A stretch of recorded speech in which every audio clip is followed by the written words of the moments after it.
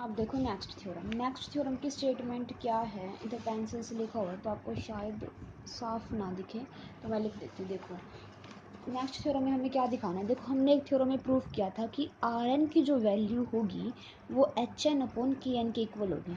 ठीक है, ये वाली चीज़ हम प्रूफ कर चुके हैं। तो अब हमें इस थ्योरम में क्या दिखाना है।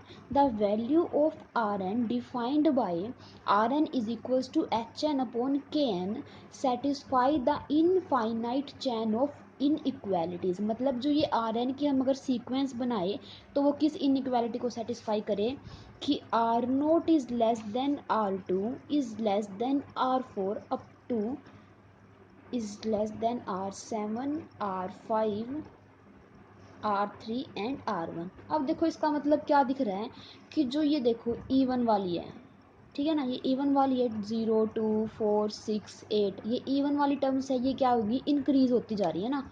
ये आर नोट छोटा, फिर R2 बड़ा, फिर R4 बड़ा, तो ये वाली जो टर्म्स हैं ये इंक्रीज होती जा रही हैं। और जो ये ओड वाली है, ये ओड नंबर है, ये भी ओड नंबर है, और ओड वाली जो टर्म है इसकी वो डिक्रीज होती जा रही है। ठीक है, एक तो हमें ये वाली चीज़ प्रूव करनी है। सेकेंडली हमें क्या प्रूव करना है कि अगर हम limit n tends to infinity R N लगाएं तो वो क्या करे, एग्जिस्ट करे, एग्जिस्ट करनी चाहिए limit for each J greater than equals to zero. ठीक है, for each J greater than equals to zero क्या होना चाहिए कि आर टू जे, और जो इसकी लिमिटिंग वैल्यू आएगी वो इसकी इवन टर्म्स से तो बड़ी होगी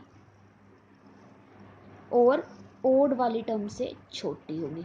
ठीक है, स्टेटमेंट क्लियर है ना कि हमें आर एन हमें पता है कि आर एन क्या होगा, एच एन बाई के एन। जब हम इसकी सीक्वेंस बनाएंगे तो जो इवन वाली टर्म्स होंगी वो तो इंक्रीज होती जाएंगी और जो ओड वाली होंगी वो डिक्रीज होती जाएंगी। और जब हम इसकी लिमिट लगाएंगे, मतलब जब हम लिमिटिंग वैल्यू लगाएंगे, इसकी limit N tends to infinity R N, वो क्या होनी चाहिए, एग्जिस्ट होनी चाहिए। और for all J greater than equals to zero उसके लिए क्या होना चाहिए कि जो इसकी लिमिटिंग वैल्यू आएगी वो इवन वाली से बड़ी और ओड वाली से छोटी, मतलब इन दोनों के बीच में लाई करनी चाहिए। ठीक है, अब प्रूव करते हैं इस थ्योरम का। देखो हमने लास्ट थ्योरम में क्या किया था, चार इक्वेशन, चार आइडेंटिटी देखी थी। ठीक है, उन्हीं का यूज करके हम ये वाली थ्योरम प्रूव करेंगे। In the last theorem we have prove that, ये वाली चीज़ हमने लास्ट थ्योरम में प्रूव कर दी है तो उसी का यूज करेंगे। यहाँ पे क्या करेंगे, हम आई की जगह 2j+2 पुट करेंगे। ठीक है, यहाँ पे आई की जगह जब 2j+2 पुट करेंगे तो हमारे पास ये वाली इक्वेशन आ जाएगी। ठीक है, अब देखो -1 की पावर 2j+2 है तो मतलब इवन है, -1 की पावर अगर इवन करेंगे तो 1 आ जाएगा। ठीक है ना, तो ये वाली चीज़ तो हट ही जाएगी यहाँ से, तो ये वाली चीज़ आ जाएगी मेरे पास R2j+2 minus R2j equals to A2j+2 by K2j+2 into K2j।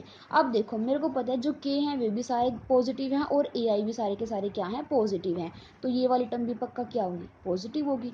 ठीक है ना, तो ये वाली टर्म जो आएगी मेरे पास ग्रेटर देन ज़ीरो। अगर right side greater than zero है तो लेफ्ट साइड भी क्या होगी, ग्रेटर देन ज़ीरो होगी। तो यहाँ से मेरे पास लेफ्ट साइड भी क्या आ गई, ग्रेटर देन ज़ीरो। अब देखो R2j को उस तरफ ले जाओ तो मेरे पास ये वाली चीज़ आ जाएगी। इसको अगर हम इस दूसरे तरीके से लिखो तो ये भी लिख सकते हैं कि R2j is less than R2j+2। तो इसका मतलब देखो क्या हो गया, j की जगह 1 पुट करेंगे तो क्या आ जाएगा, R2 is less than R4। अगर j की जगह 1 पुट करेंगे तो R2 लेस आ जाएगा किससे, R4 से आ जाएगा ना ये वाली चीज़। तो मेरे पास क्या हो रहा है कि जो आर आई थे ये इवन वाली टर्म्स है ना, 2 का मल्टीपल है तो इवन वाली टर्म्स है, तो इवन वाली जो टर्म्स है वो क्या हो रही हैं, इंक्रीज होती जा रही हैं। ये जो नीचे होता है ना इसको सबस्क्रिप्ट बोलते हैं। अगर हम यहाँ बोले ना आर की सबस्क्रिप्ट में क्या है, 2j है, इधर आर की सबस्क्रिप्ट में क्या है, 2j+2 है, तो जो इवन सबस्क्रिप्ट वाली सीक्वेंस है आर की वो क्या हो रही है, इंक्रीज हो रही है। ठीक है, अब नेक्स्ट देखो आई की जगह हम क्या पुट करेंगे, 2j+1।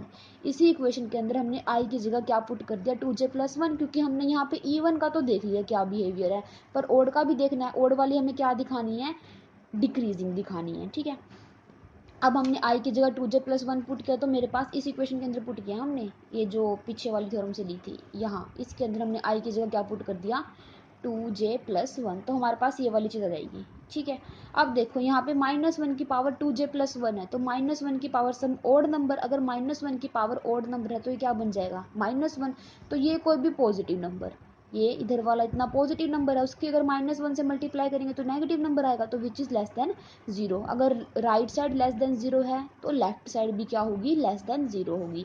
तो यहाँ से मेरे पास ये वाली चीज़ लेस देन 0 आ जाएगी। ठीक है, अब इसको इस तरफ ले जाएंगे तो क्या आ जाएगा, R2j + 1 is less than R2j - 1।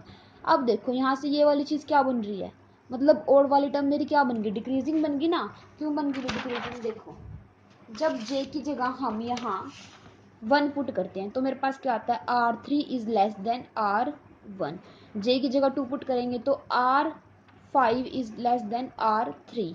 तो यहाँ से देखो रिलेशन निकालना क्या आ रहा है, R1 सबसे बड़ा, उसके बाद R3 से छोटा R5।